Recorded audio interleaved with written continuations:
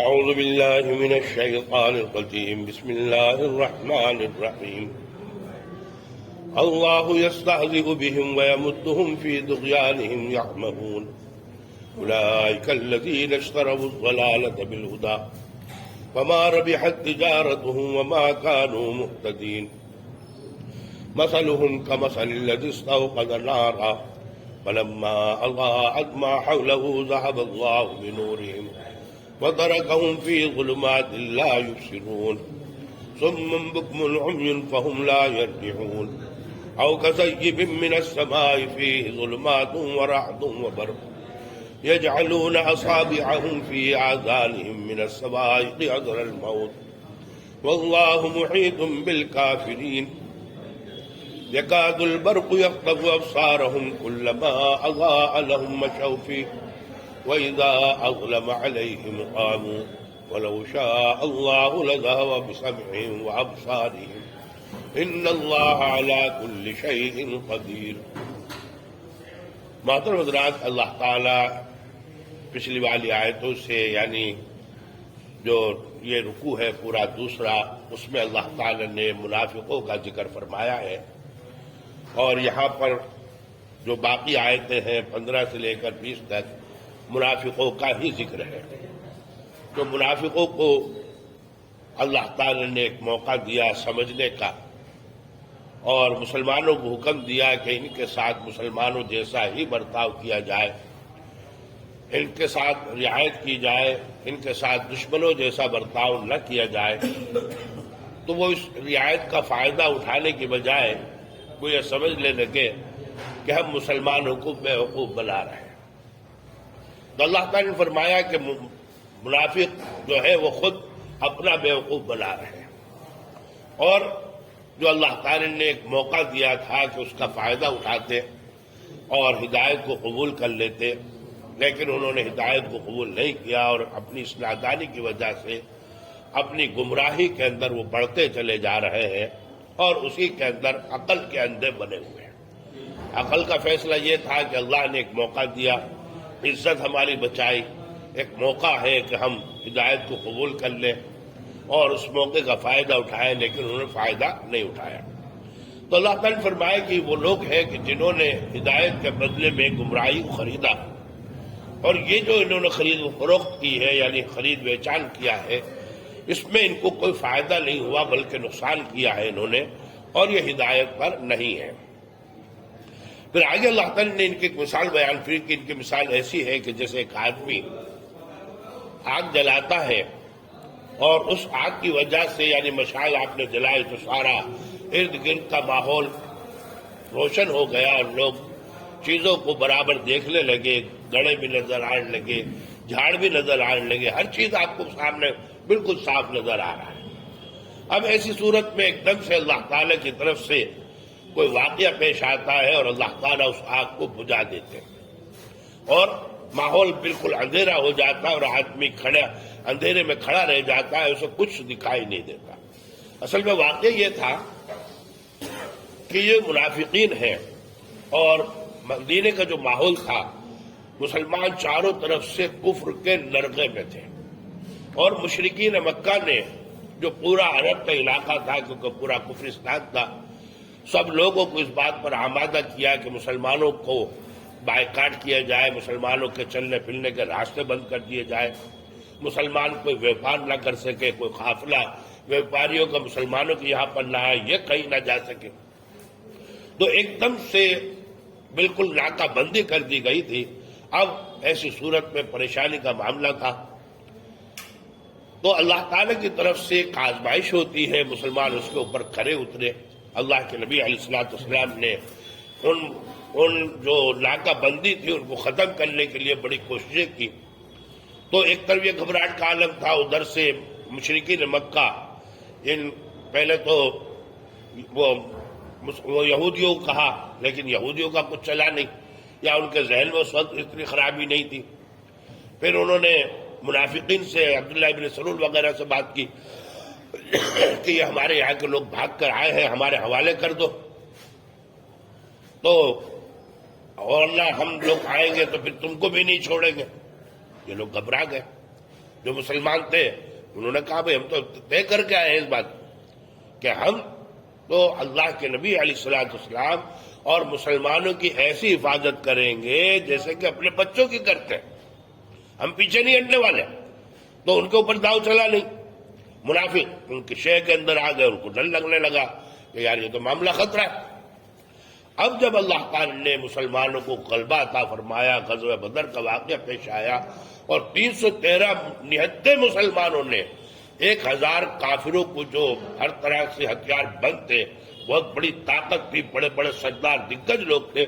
ان کو میدان کے اندر کھینچ کر دیا، 70 مار دیے، 70 گرفتار ہو لیے اور باقی جان بچا کر بھاگے۔ تو ایک دم سے لوگوں کے دلوں میں یعنی جو اللہ تعالیٰ نے فرمایا کہ ایک روشنی ہوئی، اور روشنی کے اندر جب آدمی ہوتی تو آدمی آگے بڑھنے کی کوشش کرتا ہے اور پھر ایک دم سے اندھیرا ہو جاتا ہے تو دکھنا بند ہو جاتا ہے۔ تو وہ جو واقعہ ہوا غزوہ بدر کا، وہ ایک قسم کی روشنی تھی، اس کے اندر یہ تمام کے تمام جو منافق ہیں ان کو لگا کہ یہ تو یار بہت بڑھیا چیز ہے، یہ تو کامیابی ہے، اب یہ مسلمانوں کی طرف آگے بڑھے۔ لیکن اس کے ساتھ بھی جو دوسرے سال واقعہ پیش آیا عہد کا، جس میں مسلمانوں کو وقتی طور پر ہار ہو گئی، جیتنے کے بعد ہار ہوئی اور پھر کافر نہیں ٹک پائے، اس نے ان کو متزلزل کر دیا، ہلا دیا۔ اب یہ فیصلہ نہیں لے پائے کہ ہمیں مسلمانوں کے ساتھ چلنا چاہیے یا مسلمانوں کا ساتھ چھوڑ دینا چاہیے۔ اب مسلمان کا غلبہ تھا وہاں پر، مسلمان طاقتور بھی تھے، تو ان کو لگتا تھا کہ اگر ہم نے اپنا کفر کیا تو مار پڑے گی، تو یہ ایک طرف آگے آنا چاہتے تھے اور کچھ قدم پیچھے ہٹاتے تھے۔ حالات آتے کہ بھائی مسلمان جیت رہے تو ان کا من کرتا ہے کہ مسلمان ہو جائے پوری طریقے سے، اور جب مسلمانوں پر اٹیک ہوتا تو پھر یہ پیچھے اپنا قدم کھینچ لیتے۔ تو اللہ نے ان کی اسی حالت کو بیان فرمایا۔ اللہ نے فرمایا کہ بارش ہوتی ہے اور بارش کے اندر بجلی بھی ہے، کڑک بھی ہے اور وہ اندھیرا بھی ہے۔ اب اس کے اندر جب کڑک ہوتی ہے تو آدمی ڈرتا ہے، بجلی چمکتی ہے تو راستہ دکھتا ہے،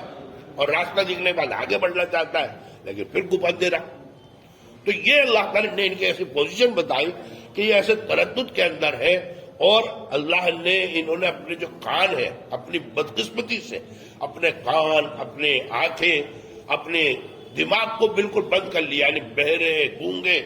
اندھے بن گئے۔ کیونکہ جو آدمی یہ 3 جس میں خوبی ہو جائے وہ اس کو آپ کسی طرح سے نہیں سمجھا سکتے۔ آدمی بہرا ہے، گونگا ہے، لیکن آنکھیں دکھتی ہے تو آپ اشارے سے اس کو سمجھا سکتے ہو بھائی یہ کرنا وہ سمجھ جائے۔ لیکن جس کے 3 ہی ہیں آپ کیسے سمجھاؤ گے؟ نہ تو آپ بول کے سمجھا سکتے ہو، نہ اشاروں سے سمجھا سکتے ہو، نہ کسی اور طریقے سے سمجھا۔ تو یہ بالکل ایسے بنے، اللہ نے فرمایا کہ واپس نہیں لوٹیں گے۔ تو اللہ تعالیٰ فرما رہے ہیں اللہ یستہزئ بہم، اللہ یہ کہتے ہیں، انہوں نے پیچھے کہا تھا کافروں سے جب اپنے سرداروں سے ملے، کام تو آپ کے ساتھ ہیں، اور مسلمانوں سے ہم جو کہتے ہیں کہ ہم ایمان لائے، ہم ان کے ساتھ مذاق کرتے ہیں، انا نحن مستہزئون۔ تو اللہ تعالیٰ نے فرمایا اللہ یستہزئ بہم، تم نہیں مذاق کر رہے ہو، ایمان والوں کے ساتھ تم مذاق نہیں کر رہے ہو، بلکہ تمہارے ساتھ مذاق ہو رہا ہے۔ اللہ نے ایک موقع دیا اور تم نے اس چیز کو سمجھا نہیں، اور تم نے یہ سمجھا کہ کوئی معمولی بات ہے اور تم نے اس کو مذاق میں ڈالا، تو تمہارے ساتھ اللہ مذاق کر رہا ہے۔ وَيَمُدُّهُمْ فِي طُغْيَانِهِمْ، اور اس طرح کی باتیں کرنا، اس طرح کی حرکتیں کرنے کی وجہ سے تم اپنی سرکشی کے اندر، غلط چیزوں کے اندر بڑھتے چلے جا رہے ہو۔ یعمہون، اور عقل بھی کام نہیں کر رہی، تمہاری عقل کے اندھے بنے ہوئے ہو، ورنہ تمہیں سمجھ میں آ جاتا ہے کہ جو چیز، جو سچائی اللہ کے نبی علیہ الصلوۃ والسلام پیش کر رہے ہیں، اس کے لیے بڑی سے بڑی قربانیاں بھی دی جا سکتی ہیں، دی جانی چاہیے، کیونکہ زندگی ختم ہونے والی ہے، آخرت کی زندگی ہمیشہ رہنے والی ہے، اور جس کو وہ حاصل ہو گئی اس کی ہمیشہ کے لیے خیر ہے، اور جس کو دنیا کی زندگی ملی، آخرت خراب ہو گئی تو اس سے زیادہ اس کے لیے خرابی اور کیا ہو سکتی ہے۔ اولئک الذین اشتروا الضلالۃ بالہدی، اللہ نے فرمایا یہی وہ لوگ ہیں جنہوں نے گمراہی کو ہدایت کے بدلے میں خریدا۔ ہدایت ان کو پیش کی گئی لیکن انہوں نے گمراہی خریدی۔ وما ربحت تجارتہم، اور یہ انہوں نے جو ویپار کیا ہے اس میں انہوں نے گھاٹا کیا، ان کو نفع نہیں ہوا۔ وما کانوا مہتدین، اور یہ لوگ ہدایت پر نہیں ہیں۔ مثلہم کمثل الذی استوقد نارا، اللہ نے فرمایا ان کی مثال ایسی ہے جیسے ایک آدمی نے آگ جلائی، فلما اضاءت ما حوله، اور اس آگ کی وجہ سے یعنی مشال کی وجہ سے آزو بازو کا جو ماحول ہے وہ روشن ہو گیا، تو سب دکھنے لگا۔ ذهب اللہ بنورہم، تو اللہ نے کوئی استاد بھیج دی، یعنی ایک ماحول روشن ہوا، یعنی ایک آپ اسلام جیت رہا، مسلمان جیت رہے ہیں تو بہت اچھا لگ رہا ہے، لیکن دشمن کا کوئی اٹیک ہو گیا، دشمن نے ایک دم سے دباؤ بنا دیا، تو وہ اللہ نے جسے اندھیرا کر دیا اس طریقے کا ان کے لیے ہو گیا، اب ان کو کچھ آگے نہ جا سکتے نہ پیچھے جا سکتے۔ ذهب اللہ بنورہم، اللہ نے ان کا روشنی جو تھی اس کو ختم کر دیا، وترکہم، اور چھوڑ دیا ان کو فی ظلمات، اندھیریوں میں، لا یبصرون، وہ نہیں دیکھتے ہیں، صم بکم عمی، وہ بہرے ہیں، گونگے ہیں، عمی اندھے ہیں، وہم لا یرجعون، اور جس کی حالت ہو وہ واپس نہیں لوٹے گا۔ او کصیب من السماء فیہ ظلمات ورعد وبرق، اللہ نے دوسری مثال دی، یا ان کی مثال ایسے ہے جیسے کہ بارش ہو رہی ہو آسمان سے بہت سخت، فیہ ظلمات، اور رات کا وقت ہے، سخت اندھیری ہے، ورعد، اس کے اندر کڑک ہے، یعنی بجلیاں جما، وہ کڑک کڑ کڑ کڑ کڑ کر آ رہے، کان پڑے جا رہے ہیں، وبرق، اور بجلیاں جمال نہیں، ایک دم دہشت کا اور خوف کا ماحول۔ یجعلون اصابعهم فی آذانہم من الصواعق حذر الموت، اور لوگوں نے اپنے کانوں کے اندر انگلیاں ڈال لی ہے کڑک کی وجہ سے اور موت کے ڈر کی وجہ سے، یعنی ایک دم جو بجلی جمالتی ہے، لگتا ہے کہ میرے اوپر پڑنے والی ہے، وہ اس کی اتنی خطرناک آواز ہوتی ہے کہ آدمی اپنے گھروں کے اندر بھی ڈر جاتا ہے،